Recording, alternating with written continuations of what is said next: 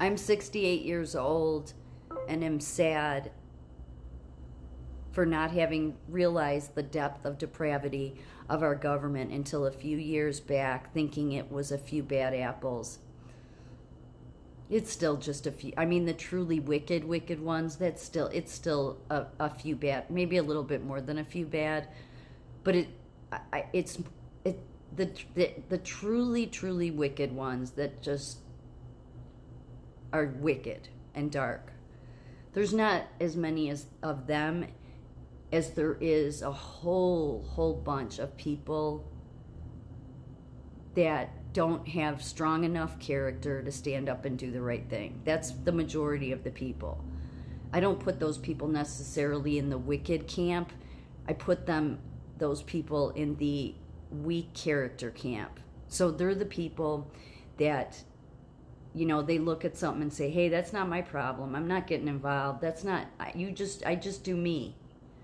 Everybody's seen these people. We've even been these people from time to time.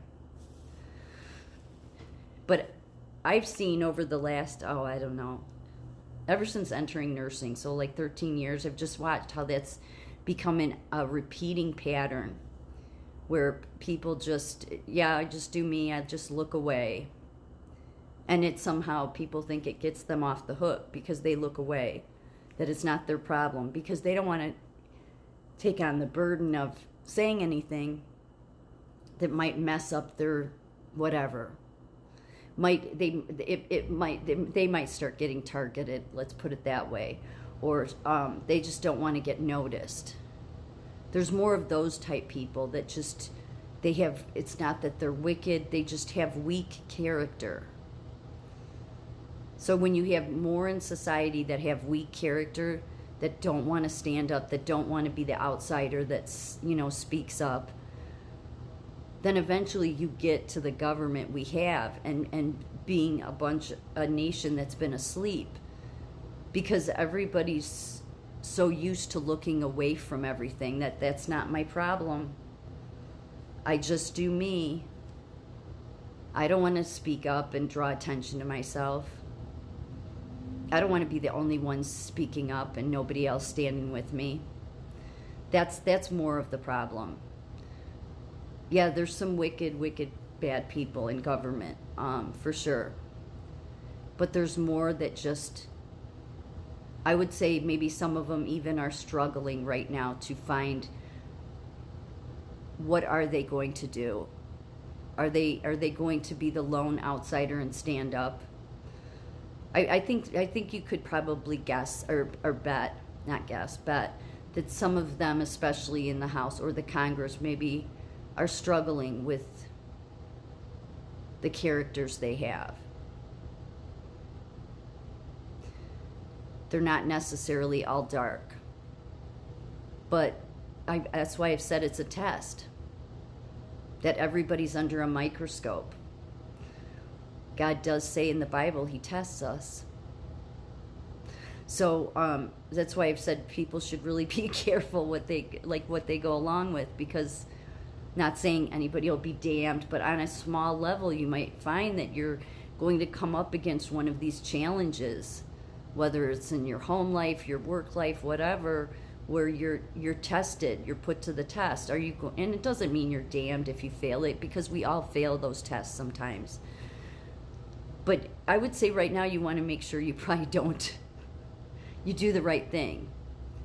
Again, not because but it's just important, because we've lived under this illusion because of the fact that there's not enough people that speak up. And then the people that do speak up, those whistleblowers, you don't usually hear from them because they get silenced, right? But still, there's more people that don't do the right thing, and they think that it gets them off the hook because that's not my problem. That's what more of the problem is the people that I would say, for those that have consciences in the Congress or the House, they're probably wrestling with all of that right now. Where do they want to stand? What decision are they going to make? I think a lot of them have been flying under the radar just trying to, show that they're on the right side, and maybe they are, but they're not. They haven't fully committed to doing the right thing because they haven't all fully committed to speaking truth, right? They're still playing the game. And I think they're all being tested. I think they're all being tested. I think the Supreme Court is being tested. I think all of these people that are in these positions, they're being tested by the ultimate judge and jury, God. I don't know why we thought that that the wicked, because it does say in the Bible, the whole world lies with the wicked one, which I always bring up. And it's like, when did we think that was no longer a thing? Because we are a Christian nation, although many of us have fallen, we don't follow. But even the church itself, why wasn't the church saying, more often, and that maybe they were, but, no, the wicked one is everywhere. Maybe we would have seen it sooner, right? But we've just assumed all this stuff about our country that, we're this shiny city on the hill. And I believe that we can be all that stuff, but obviously we can't be with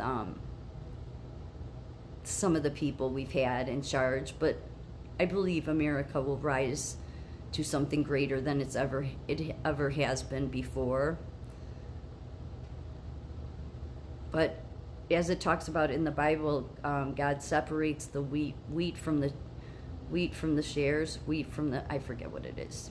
Separates the bad wheat from the good wheat. I think that's a lot of what is happening right now. That's why a few years ago, to me, it seemed like, oh no, God is putting the whole world under judgment, like under a test. And everybody is, getting that chance to decide where they want to fall. Again, not necessarily that if you don't make the right decision, well, it depends on what the decision is, but if you don't find the strength to stand up to something you should stand up for, that presents itself, say, in your path, whether at work or home or wherever, doesn't mean you're damned. But for some people, I think that, especially in leadership positions, judges positions, at Congress, the House, the President, all those people, they're under a microscope. They are, the heat is on them. Maybe some of it by us, but I would say more by God, because they'll be making a decision and they won't be able to wiggle out of it and just fly under the radar. They ultimately have two choices here. They can either stay of weak character, or they can say, I will throw all caution to the wind no matter what people have on me, or no matter how much I've been blackmailed, because I don't want because even if I have kids and I think somehow me keeping my mouth shut will protect my kids, it won't protect their kids. It won't. That's how they get people on blackmail, is because they'll but you're not helping your kids by going along with the blackmailers.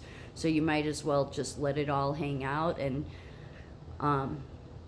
just, none of us are perfect, right? Even if they have tapes on some of those people, it would be best if they just came out and said, yeah, I've been being blackmailed, but I want to be honest. This is what's been going on in the government. We haven't seen any people in the House or the Senate that have done that, have we? So I think ultimately they're all under they're all under the thumb of God right now. Their decisions will decide much of their fate for them. But everybody is. The test is are people going to